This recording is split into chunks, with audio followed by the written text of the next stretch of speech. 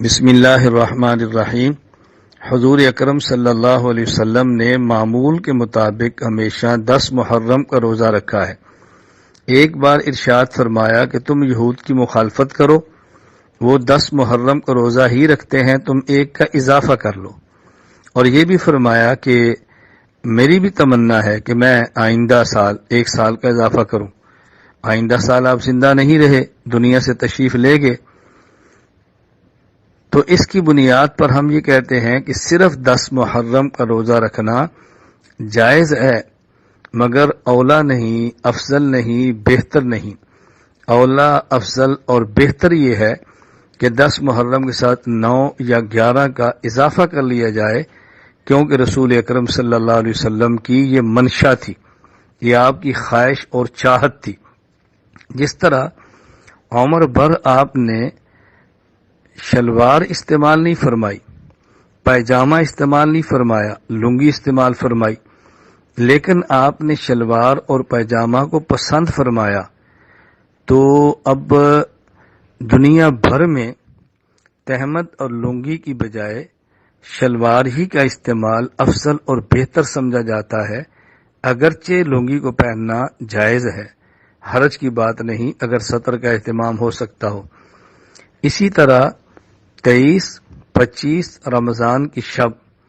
آپ نے تراویح جماعت کے ساتھ کروائی ہے، اس کے بعد جماعت نہیں کروائی، لیکن آپ کی منشا یہی ہے کہ تراویح پورا ماہ جماعت کے ساتھ ہونی چاہیے، چونکہ حدیث پاک میں آپ فرما رہے انی خشید ان یفترض علیکم، کہ نہ کروانے کی وجہ اگر میں جماعت کا اہتمام کرا دیتا تو ان پر تراویح کی نماز فرض ہو جاتی۔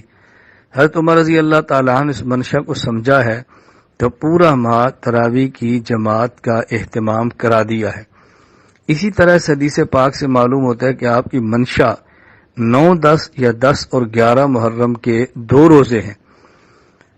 تو اب یہ بات کہ چونکہ اس دور میں یہود روزہ نہیں رکھتے،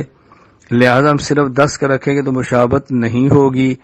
تو مشابہت کی علت اور وجہ نہیں پائی جاتی، لہذا صرف 10 کا روزہ رکھا جائے، یہ بات مناسب نہیں۔ بسا اوقات علت ہی نہیں دیکھی جاتی بلکہ خود حکم یہ علت کے قائم مقام بن جاتا ہے۔ جس طرح سفر میں قصر نماز کی علت و مشقت ہے، لیکن اب خود سفر ہی کو علت قرار دے دیا گیا ہے، مشقت ہو تب بھی نماز قصر ہے، مشقت نہ ہو تب بھی نماز قصر ہے۔ اب اگر کوئی شخص یہ کہے کہ چونکہ مشقت نہیں لہذا قصر کی بجائے پوری نماز افضل ہے، یہ بہتر نہیں ہے،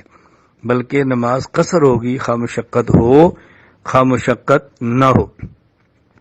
بالکل اسی طرح آج ایک نئی بات چل پڑی ہے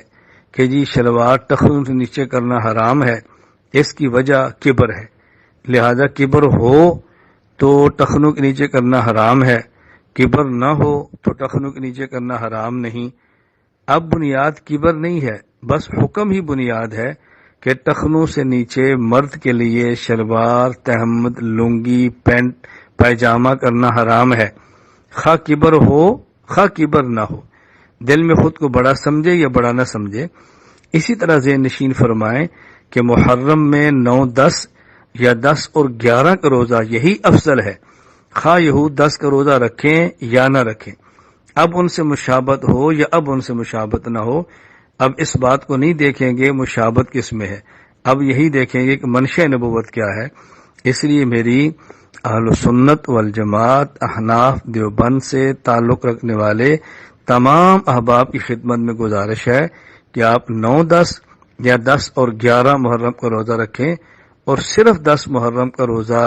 رکھنا جائز ہے لیکن افضل، اولا اور بہتر کے خلاف ہے، اسی کو فقہاء کرام مکروہ فرماتے ہیں۔ اللہ تعالی ہمیں یہ بات سمجھنے کی توفیق عطا فرمائے، اپنے اکابر، اپنے اسلاف، اپنے مشائخ کا مسلک اور ان کا منہج دونوں کو لے کر چلنے کی توفیق عطا فرمائے۔ مسلک کا معنی عقائد جمع مسائل اور منہج کا معنی طریقہ ہے، تو ہم اپنے اکابر کے مسلک یعنی نظریہ کے بھی پابند ہیں اور اپنے اکابر کے منہج یعنی ان کے طریقہ کے بھی پابند ہیں، دونوں چیزوں کا ہمیں خیال رکھنا چاہیے۔